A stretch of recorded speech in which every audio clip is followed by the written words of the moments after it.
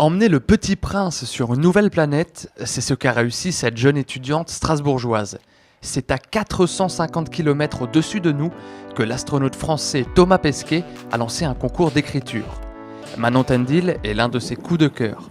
Une belle surprise pour celle qui a toujours aimé écrire. J'aimais bien écrire quand j'étais au collège, mais ça se résumait à un journal intime assez ridicule. Et puis j'aimais bien écrire au lycée. Et en fait l'an dernier, l'université de Strasbourg a lancé le prix Louise Weiss, enfin a relancé, c'était la 3e édition. Et c'est un concours d'écriture et je me suis dit tiens, le thème a l'air pas trop mal. Un soir j'ai une idée, je me suis lancée et j'ai gagné le prix Louise Weiss. Et ça m'a redonné envie d'écrire. C'est presque par hasard qu'elle entend parler de ce concours spatial et qu'elle décide d'y participer. L'idée n'est pas de moi. L'idée est de mon frère qui m'a dit un jour à midi, il m'a passé un coup de fil et il m'a dit hey, je viens d'entendre à la radio, il y a un concours, c'est Thomas Pesquet, le mec qui est dans l'espace, regarde, toi t'aimes bien écrire, peut-être que ça pourra le faire. Eh bien ça l'a fait. Mon second coup de cœur, dans la catégorie France, a été écrit par Manon Tendil, résidant à Strasbourg et âgée de 24 ans.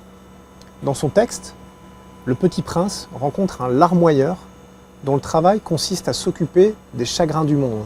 Je suis restée devant la vidéo pendant bien 5 minutes avec la bouche ouverte, complètement béate, en me demandant ce que c'était que cette histoire et si c'était vraiment vrai. Et puis il y avait mon copain qui était là qui m'a dit si c'est vraiment ton nom qui l'a dit, t'inquiète pas, c'est bon, c'est vrai, c'est ça, c'est sûr, t'as gagné. Et j'étais tellement surprise et je m'y attendais pas, mais je sautais de joie. Tu vois ici, c'est le bassin des genoux écorchés. Quand les enfants apprennent à marcher, souvent ils tombent et alors ils pleurent. Pas parce qu'ils ont mal au corps, mais parce qu'ils ont mal au cœur. Il y a semble-t-il pas mal de gens qui l'ont entendu. Je ne sais pas du tout ce que sera l'avenir de ce texte, mais ce que j'espère, c'est qu'il a touché des gens. La tête dans les étoiles mais les pieds sur terre, Manon doit avant tout réviser pour ses partiels. Une parenthèse cosmique qui fait du bien. Merci, c'était cool!